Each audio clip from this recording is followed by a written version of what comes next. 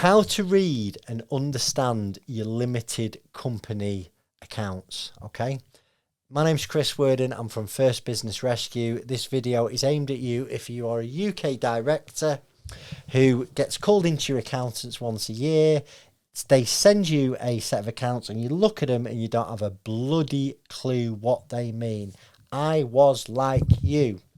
Now, it's really important to understand not just your accounts, but to look at someone else's accounts and sort of understand where their business is. And what accounts do is it unlocks the story behind a business.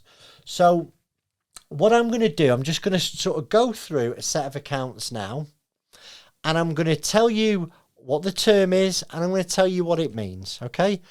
I don't want to teach anyone how to suck eggs here, but please, if you know some of the terms, just humour with me and stick with me to the end. So first thing that I see on this set of accounts is something that says turnover.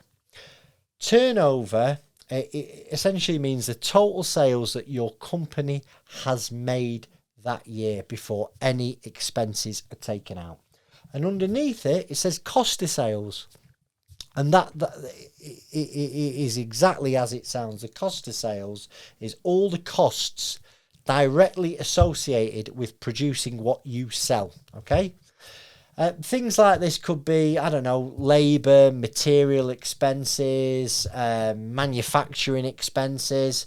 We'll go down a little bit and it says something called gross profit. What does gross profit mean?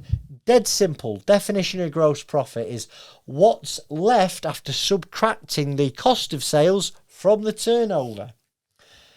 Then we go further down the accounts and it says operating profit and loss. And all this means is it's gross profit minus all your other operating expenses. And that's pretty much everything else. And what that means is, you know, rent, utilities, staff salaries, bonuses, subcontractors. That all has to come off your gross profit.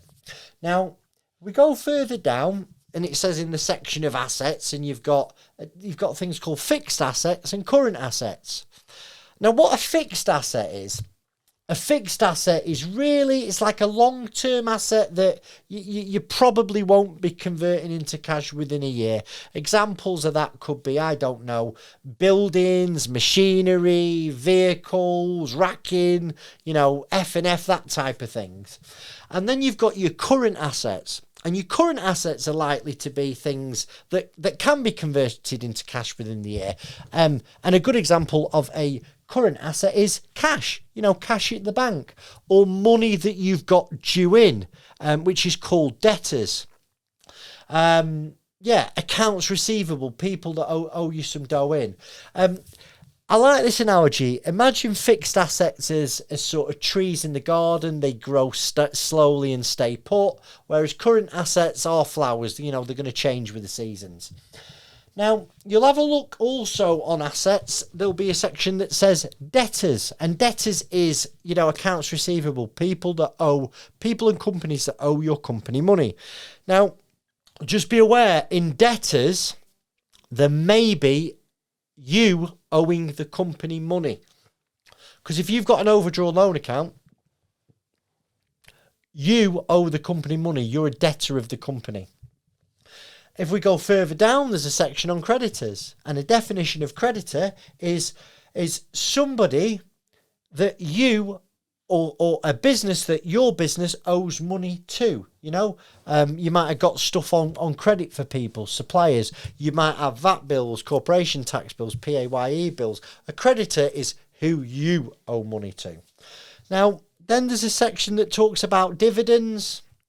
Now, the explanation of dividends, it's a portion of the company's profits that can be distributed to shareholders. Okay? It's like, let's go back to that tree analogy. It's sharing the fruits from the profit tree with those that planted the seeds. You like that one, don't you? And then there's a section called director's loans. Right. Let me have a little drink. When you start trading, your director's loan account opens up. And every credit you make into the business goes as a credit on your director's loan. That could be startup capital. It could be you've lent the business some money to buy tables and chairs, whatever.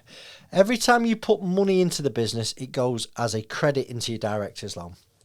Equally, whenever you take money out of your business, it goes as a debit on your director's loan account. And at the end of the year, your accountant will look at your accounts. He will hopefully have made a profit, and he will declare a dividend out of the profits that you've made, which hopefully will wipe out all of that director's loan if it's in debt. If your director's loan is still in debt after he's done the accounts, you have an overdrawn director's loan account.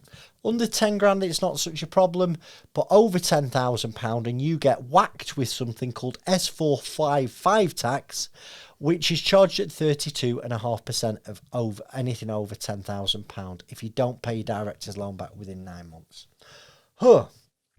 So, for me, I found it really important to understand these different sections of somebody's company's accounts.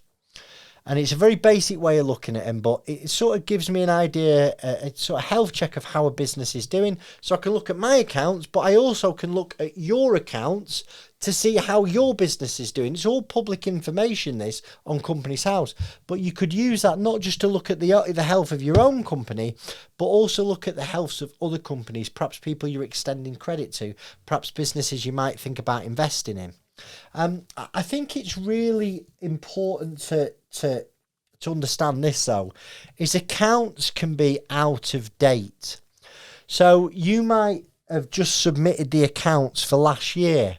Well, a lot's happened in the last 12 months. So certainly for your own business, it's important that you have, I think it's important that you have some type of management software that allows you to keep a track of your P&L, your profit and loss. And that could be Sage, QuickBooks, Xero. And as long as you're updating this software, at the click of a button, you can have a snapshot of how your business is doing that day. Hope you found the video useful. Bye-bye.